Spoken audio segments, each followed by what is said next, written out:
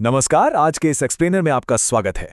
आज हम उस साइंस को डिकोड करने वाले हैं जिसने नासा के पार्कर सोलर प्रोब के लिए नामुमकिन को मुमकिन कर दिखाया।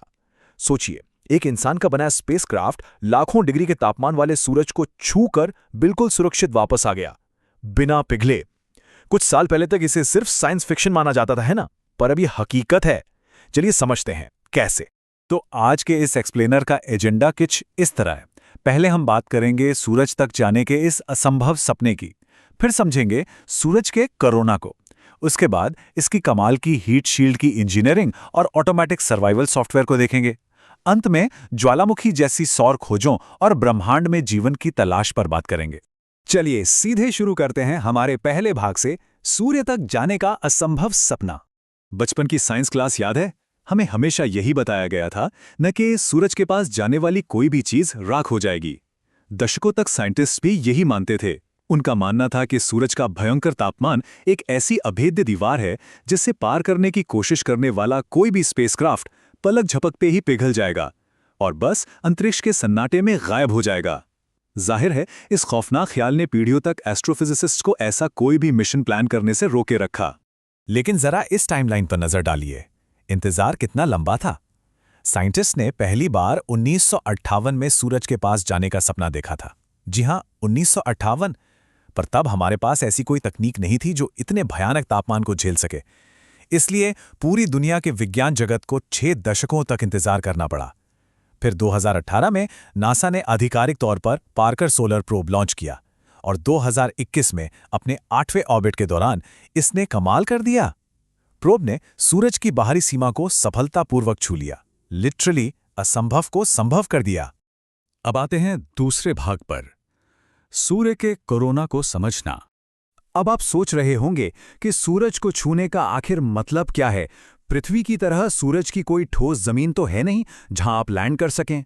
ये तो बस हाइड्रोजन और हीलियम का एक विशाल धधकता हुआ प्लाज्मा है।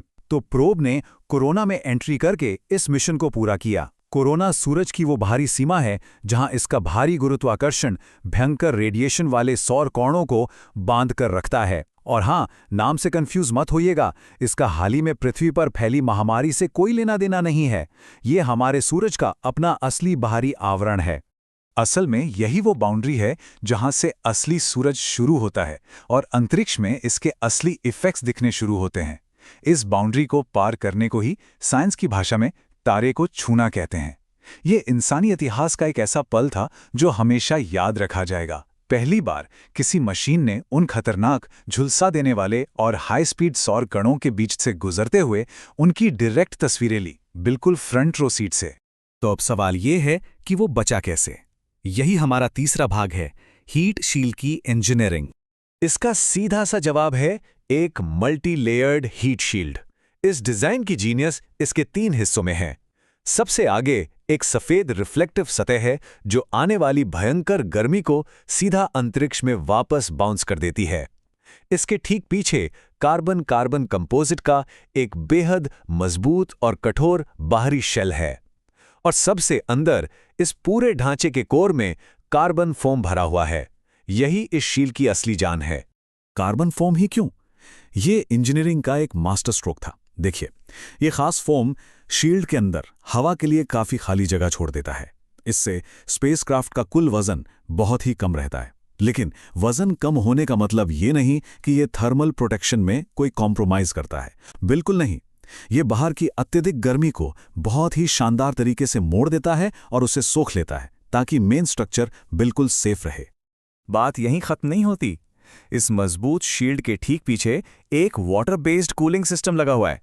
मतलब पानी लगातार फ्लो करता रहता है। इसका रिजल्ट, बाहर चाहे लाखों डिग्री का खौफनाक और जला देने वाला नर्क ही क्यों ना हो, अंदर रखे हुए बेहद नाजुक साइंटिफिक इंस्ट्रूमेंट्स बिल्कुल रूम टेम्परेचर के आसपास एकदम सुरक्षित रहते हैं।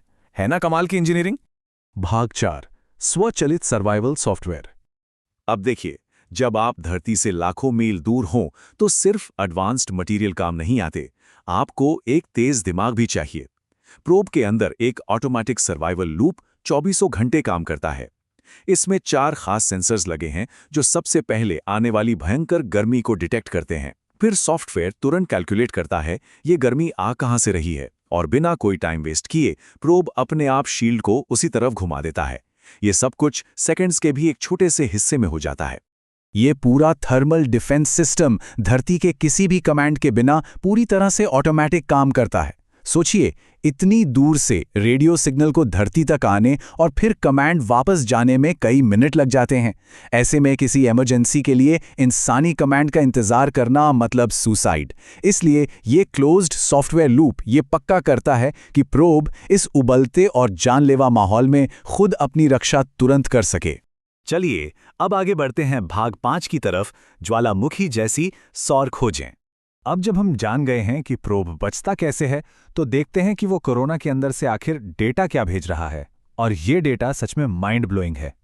डेटा बताता है कि जैसे जैसे सूरज की सतह पर प्रेशर बढ़ता है, मैग्नेटिक एनर्जी बहुत ही हिंसक तरीके से बाहर फूटती है। ये प्रक्रिया बिल्कुल वैसी ही है जैसे हमारी पृथ्वी पर कोई बड़ा ज्वालामुखी फटता है। सूरज के इस अस्थिर और डरावने रूप को हमने पहली बार इतने करीब से देखा है। यहाँ इन सौर कणों यानी सोलर पार्टिकल्स की दो बिल्कुल अलग अलग किस्मतें देखने को मिलती हैं। कुछ पार्टिकल्स इस ज्वालामुखी जैसे धमाके से इतनी ताकत पा लेते हैं कि वो कोरोना की सीमा को पार करके पूरे सोलर सिस्टम में सोलर विंड के रूप में फैल जाते हैं। पर वहीं कुछ पार्टिकल्स इतने लकी नहीं होते, उनके पास इतनी ताकत नहीं होती और वो हमेशा के लिए कोरोना की बेहद पावरफुल मैग्नेटिक वेव्स के जाल में फंस कर रह जाते हैं। और अब आते हैं हमारे आखिरी भाग पर, जीवन की तलाश। ये सारी एस्ट्रोफिजिक्स असल में एक बहुत ही फिलोसॉफिकल और बड़े लक्ष्य की तरफ इशारा करती है। मिशन के प्रोजेक्ट साइंटिस्ट डॉक्टर नूर राउफी का ये कोट सुनिए। वो कहते हैं, सूर्य के सिद्धांतों को समझने से दुनिया को, ब्रह्मांड को समझने के लिए आशा की एक नई किरण मिलती है।